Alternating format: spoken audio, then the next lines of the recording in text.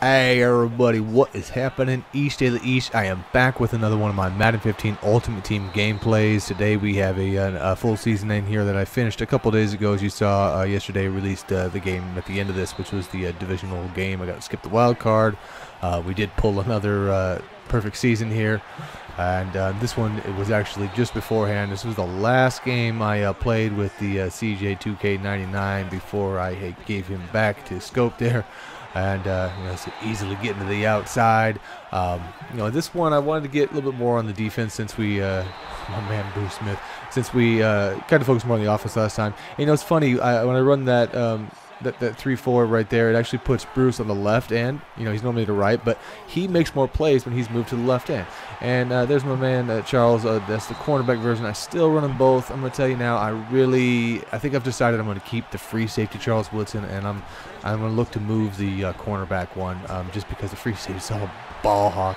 And my man CJ, look at that, just bobbing in and out, and that was that. So that was the last game I got to play with him. So that's that. But again, between those, Charles, it's tough, but I can give a little bit of that hit power. I decided, I think I'm probably going to look at picking up Night Train Lane after I take care of my quarterback situation, which is going to be the video after this. I will be doing a Russell Wilson, some gameplay, full season of him coming up, the 99 card. And that'll be the next season review after this stuff here. And see the guy coming out, hit me with the bench.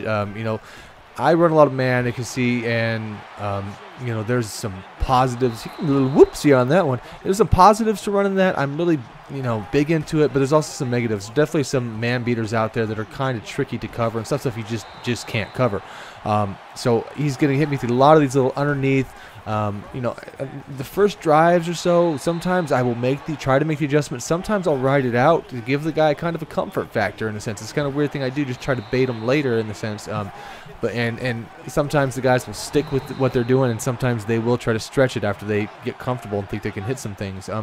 You get into a point where maybe I will start mixing in a little bit of the zones with my man defense, depending on what I'm doing. Sometimes you'll see, like right here, I make a stupid play with J.J. Watt, but I will blitz 3, always at least 3, but sometimes I will do one where I'll pull off the end, because some of these coverages, these blitzes and stuff, they'll actually do that.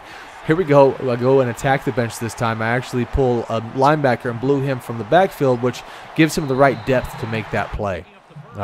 As I say, when I'm on defense, I'm really looking at formations like this. See the guy, he runs a lot of tight stuff. A lot of tight stuff, guys like to run a lot of those out routes in there when they actually are good at stopping the man. So that's what I'm kind of sitting on. As you can see right in there, I was basically going and covering, manning up on those outsides, figuring the guy's going to go back to it at some point, even though I already got interception 1 there. And you see I'm on Talib again. I'm just waiting for that because I know I'm covering good on the right side. My AI is there, and this time I believe I get on Jack Cam. I try to bait him in and go out because, again, I'm just trying to sucker him into throwing this flat route, and I get him this time, get the user, and again, that's what I'm looking for. When you're playing this and you're running man, it's really, these guys might beat you, on a lot of little stuff under here and there, but it's that one mistake you're going to get the picks on. I mean, you got to figure so many people are used to running, seeing zones that they know how to tear your zones apart. They know what they're looking at. Not many people run man defense, so I'm big into that. And you see in that last play, I throw the blitz at him. He thinks he can just lob one up, and again, that's why that free safety Charles is such a beast, man. I mean, just everything that goes over the top there, he's either grabbing that on that side or Talib is. So, right into the next game here. So that's all it took. Unfortunately, there's a lot of guys in this that quit the games on me. Only like a touchdown, down or whatever for whatever reason. But right there, he's throwing in tight windows. I try to mix it. Again, you can't just run 1D, all game, but I do run probably 3/4 onto the man. And I know I'm going to be beat on plays like that. They're very hard. Like I say, some of them are almost unstoppable. You've really got to actually position your defenders in a certain way to get that, and then you can still, like from base covering, I'm man line always first, but you can run under and outside, and those little routes will still beat you. So sometimes you've actually got to have your defenders further back to get the angle that they can run up from across the field, and then sometimes they can jump the routes. But a lot of times you don't get enough time to set your play up. I've probably said before, when I'm running a lot of this stuff, I'm trying to bait this, go over the middle, very nice. I pretty much picked on. That's where the guys start to hit the middle of the field. I have responsibility when I run my basically my cover 3 on Ronnie. And if you see me, you know, on him and it's in the deep purple, I normally screwed up. I'll tell you that. He was back there and throws it up, and P. Willie's making a play. I will sometimes show a cover 3, and right before they hike it, I will then switch to cover 2 also, just because you know, people they look at your corners, they know what you're doing. A lot of times when you read in defense, you can just look at with the depth of your secondary, and you get an idea where they're playing. And again, I will, like I was about to say earlier, I love to shade to the outside to start the plays. I feel like if you can use it pretty well, you basically you know, try and take everything over the middle at first, and then, you know, hope that your guys can cover those out routes. If they time them right, it's going to be hard. Here's that shake route, spot shake. I'm going to run this one on short yardage, and I have to user up Larry and cut it in. But I'll tell you, when on offense, even though I'm not showing a lot, I tend to, you know, like a lot of people, I have a lot of plays, but I tend to get stuck doing only about like 25% of my plays. So I made a point to try and pull a couple out this season out of the ebook. So it's kind of, even for myself, sometimes I got to go back to my reference guides that I put out there. It was kind of nice that I did that, because I've got good plays that work in there. It's just that sometimes I just get so used to running a lot of these same plays over and over again, and they get stale. So I'm going to try and dig in there and mix up more of them. But that spot shakes is one of them I did, and it's been doing good. You saw the last video, it made good play in here. I make a few nice ones, but run D out of 3-4 can be tricky. Sometimes you end up having to blitz a lot. You know, a lot of guys running the no huddle off of there. Where I'm running with Jack, I just look for the hole, try and fill it. And Mr. Ham does the job. I stand him up and get the ball back. You know, I've made those too. Most of the times when I run that, you end up regretting that. And Gurley hitting the edge. He's not you know, 99 CJ by any means, but he does have enough speed to make some plays. I'm not looking for the big play out of Gurley. Just normally running him between tackles. Actually a lot. I'll do on occasion. I'll mess with that off tackle counter play that I run, but really like the fact that he's one of those guys that's always falling forward. No matter what, he just seems like stumbling forward. Even if he gets tripped up early, he'll still get you an extra few yards because of that. And you see on those man coverage there, you know, that's manning the line and shading the outside, pretty basic stuff. I run around the middle there. Here's one of the drawbacks again to running man, because there's downsides to this. Quarterbacks can run on you. You know, you're typically the center guys on the routes, they spread the field. That's why after he ran that first time, I run a blitz afterwards, because I don't want him to get thinking he can just start scrambling around. Because sometimes I will get to the point where if I sit in the cover, you know, cover 2s, cover 1 stuff too long, guys will start running on you. You really don't want that. I mean, you know, contain works sometimes, but a lot of these formations, say like the nickel 3-3-5, your ends aren't always in a good spot to you know, get around and contain the guy. So you might put that on there, but they don't actually make the play, unfortunately. There we go, and we're batting the ball, and right there I left the man stuff. Man actually would have been perfectly fine to stop that play, but you know, seam stuff when you're running those covers are really nice. And look at CJ. This is only 95. We got him back. I kind of was mixing him between Jamal, seeing, you know, just for the heck of it. I'll probably for now end up going back to Jamal as a starter after this season, unless I end up picking up another running back at some point. But this guy starting the game off, trusting me deep, and this is why normally I come out in man, because I really have to get a feel for guys. You know, that's one thing when I start games. I typically will do that, because there's so many guys who just want to bomb that, and they'll test you early. Not that I don't ever run a cover 3, but I trust my man as far as the deep pass goes. They normally will stop it pretty well, especially when you've got like you know, Charles back there in the ball hawk and sleeve really good. Really, like I say, always falling forward. So that's kind of my thought process there. Then I will adjust as needed. You see right there, we're just trailing. I don't always, you know, I'm definitely improved throughout the year on my usering as far as, you know, interceptions and stuff like that. But I still sometimes overrun, underrun, don't get the right, you know, I make the right reads, but I don't always put myself in the right spot. So it's just you know, you're always trying to battle, always trying to get better. It took, you know, it was definitely a big learning curve, as I said before, changing from the old systems to the new stuff. And I don't even know. At this point, I don't even want to call that other stuff, you know, next gen, current gen. That if you're playing 360 PS3, I mean, that's just old stuff, man. You just that's the old crap. Just got to move on. The game's gonna go that way. Everything else gonna go that way anyway. So I figured, you know what, I want to make the move early. I don't want to be hanging on to the old systems. And let's look at, we're playing Madden anyway. Most people dump more money into the dang fake cards in this game than they do. You know, they would cost them. They could have bought a couple systems. That's, you know, so for me, it was no brainer on there. So there's the QB1 contain. Very nice stuff. I get a lot of pressure out of that. You know, it's kind of risky. Any cover one is where things get a little risky for me. And there, Charles, you know, any deep ball, nice. But the cover one stuff, if I don't really think that he's going to throw them deep balls, I don't mind doing that.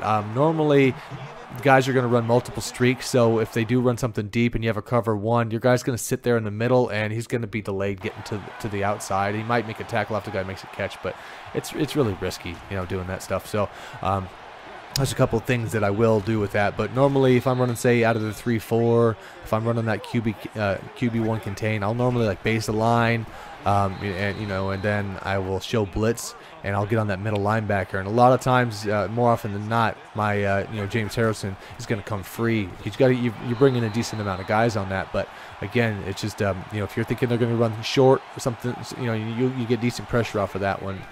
So that's definitely one I've been liking. I've been running a little bit more of my strong safety blitzes here also lately, just because running a lot is so good off the edge. Typically, there we go, the bench route, and we man this one up. And this one I was talking about earlier. This was, I believe, another QB contain.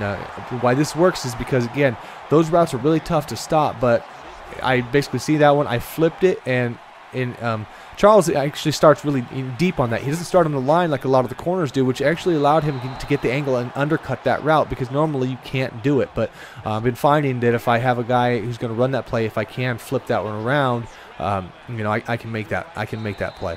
You know, unfortunately, I still will time to time get beat by some of these stupid, you know, the PA end around type things, you know, like that. But that's the majority of people's offenses now anyway, right? But again, you know what?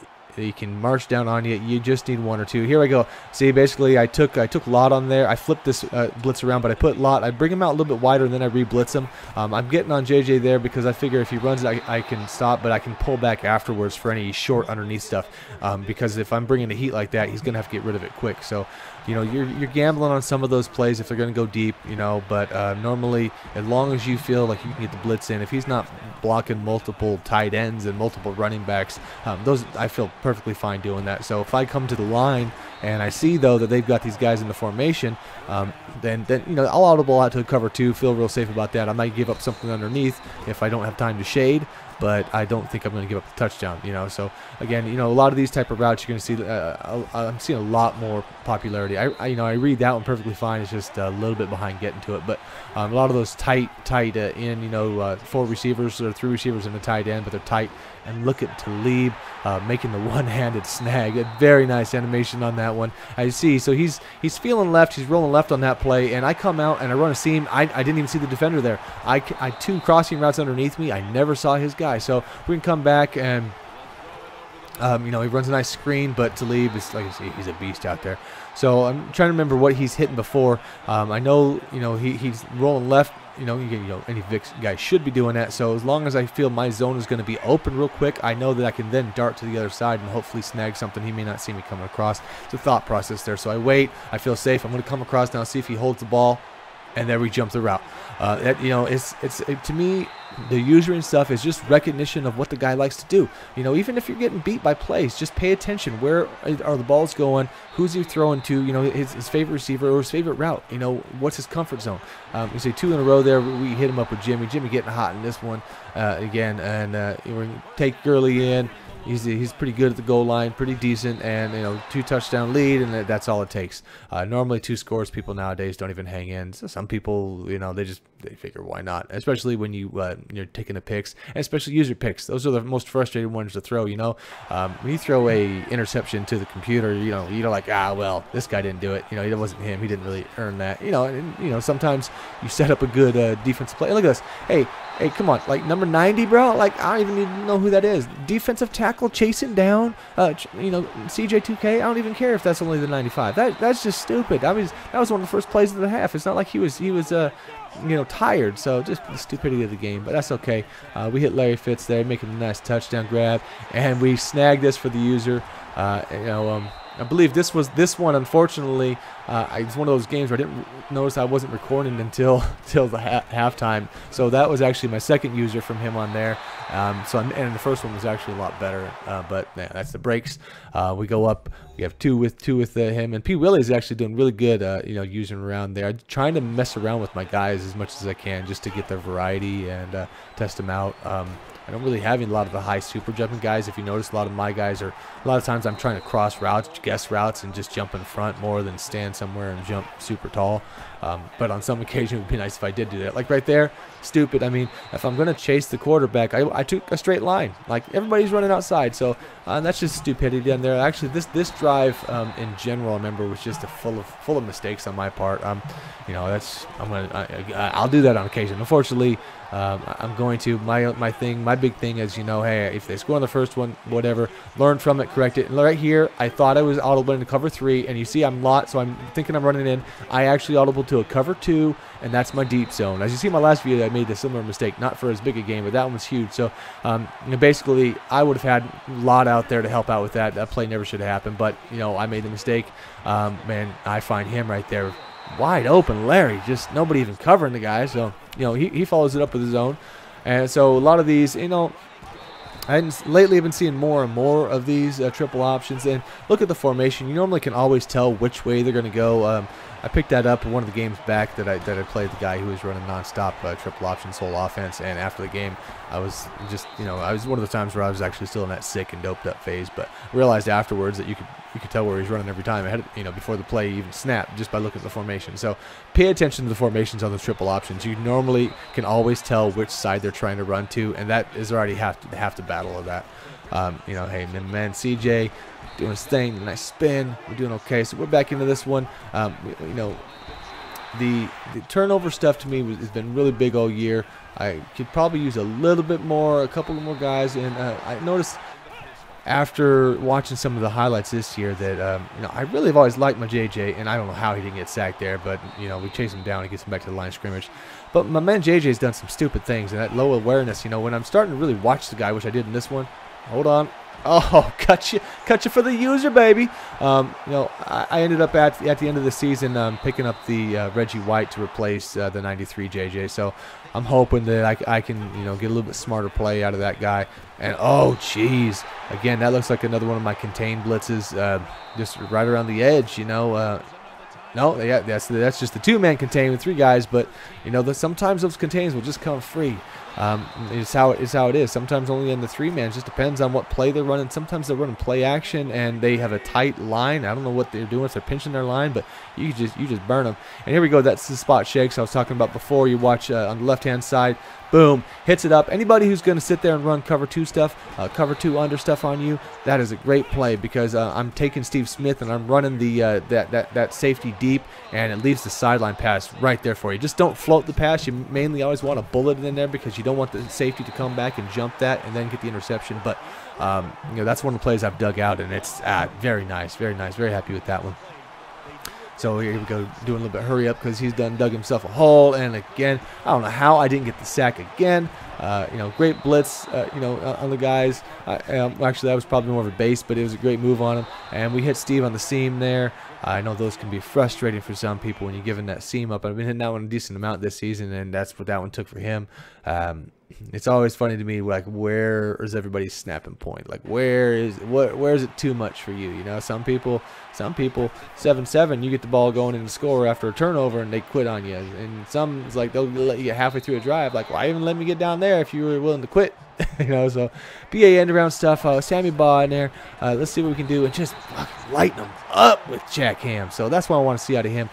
He's not your typical 3-4, but again, with the way I run it, I'm normally blitzing off the Harrison side. I can cover off the Ham side, but Ham does line up sometimes as a defensive end, and he's done pretty well. I mean, I know he's not as good as rushing the quarterback as say some Khalil Mack, but he still makes the plays. There's just something about that card. Just every time I play him, dude makes plays. So I figure I got to have that.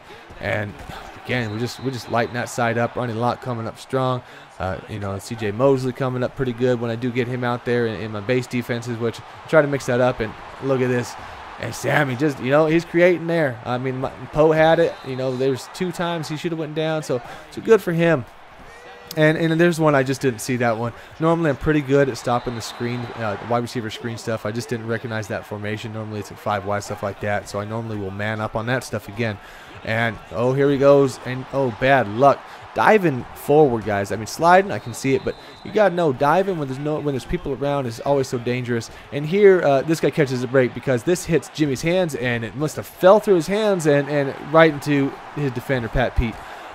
You know, it was a good pass. It was on the money there. It's just one of those freak things that happens. You know, it wasn't like the guy anything special on his part, but now we're gonna get a little PA ended around, that sort of stuff. Like so, you know, whatever. It was one of those momentum sort of things that sometimes happen. You know, we'll get the turnover, give it right back. So I'm gonna have to come down, do some of my stuff. We'll do a little rollout stuff just for a bit. Hit you wide on Jimmy. You know, that play's been, you know, sometimes I use that, sometimes I get away from that one. I've been pulling that one more lately, this last season stuff, letting the one where it develops, not just hitting it out to the running back all the time. It's going to be a strength here. Obviously, Rodgers and Russell should be excellent at that play. And them corner routes have been doing excellent for me. So I really recommend start testing those guys out. Run a flat route underneath the corner routes, you know, the C routes I'm talking about, for those end zone stuff when you're that 10 yards out and stuff. And it's good. So he hit me there at another one of the PA end rounds, unfortunately. I have some stuff to stop it, and you know, it's just depends. It's weird. It's almost like whoever you're playing, you know, it makes a difference because some guys I can pick them off easy. Sometimes they actually make it work, and it's basically the same play. There's a couple variations in the formations that make a difference, and we come with the heat there. So, you know, he was coming down again. He ran with the quarterback to get those yardage, so we put him out a good, what's this, 43, a 60-yarder, and he just clanks it off the pole. But he's got the Sammy Boss stuff, so I'm guessing he, you know, yeah, like I assume, you know, he thought he could make that, and hey, he came pretty dang close. So I'm not really one to kick a lot of deep field goals in there, so.